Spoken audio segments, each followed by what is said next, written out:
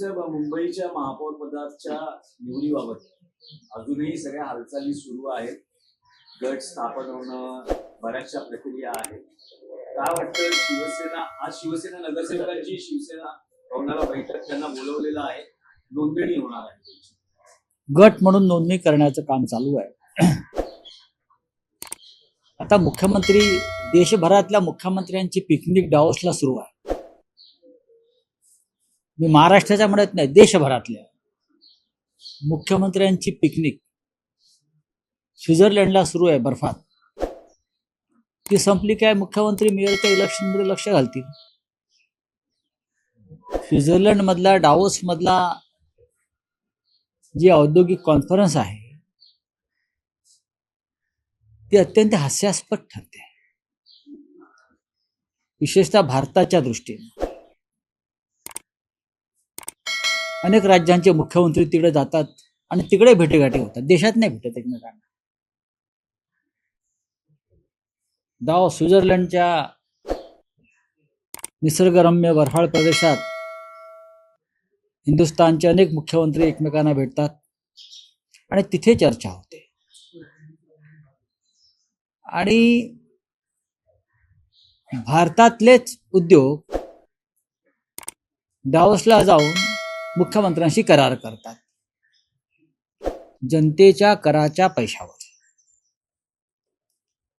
जायला हरकत नाही, पण जो फौजफाटा राज्यातून जातो स्वित्झर्लंडला, पंतप्रधानांनी त्याच्यावर लक्ष ठेवणं गरजेचं आहे की खरंच मध्य प्रदेशमध्ये गुंतवणूक येते आहे का, आंध्रमध्ये गुंतवणूक येते आहे का, इतक्या डावोसला फेऱ्या मारून वर्षानुवर्ष. महाराष्ट्रामध्ये किती कोटीचे करार झाले, 14 लाख कोटीचे. एका दिवसात 1 लाख कोटीचे एका दिवसात 14 लाख रोजगार मिळणार आहे, 14 लाख. आणि मुंबईत 9 लाख रोजगार मिळणार आहे. म्हणजे हे आकडे जे आहेत हे सुखावणारे आकडे आहेत राज्याच्या दृष्टीनं. पण जेव्हा जेव्हा मुख्यमंत्री आपले दावोसला गेले, मग फडणवीस असेल किंवा अन्य कोणी असतील, तेव्हा हेच आकडे येतात. 14-15 लाख रोजगार मिळणार, 15-16 लाख कोटीचं गुंतवणूक येणार. करार कोणाबरोबर झाले? JSW, ज्याचं मुख्यालय मुंबईच्या BKC मध्ये, लोढा ज्यांचं संपूर्ण हेडक्वार्टर मुंबईमध्ये आहे, पंचशील.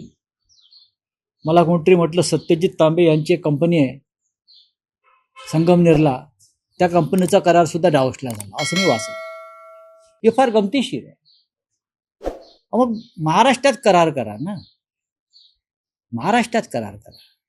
तुम्ही या देशातल्याच कंपन्यांशी करार डावोसला जाऊन करणार असाल आणि त्याचे फोटो झळकावत असणार सर्वत्र, जगामध्ये हसं होतं, असं अनेक तज्ज्ञांचं म्हणणं आहे. मी वाचलं मगाशी की भारताचं जगामध्ये हसं होतं अशा प्रकारे.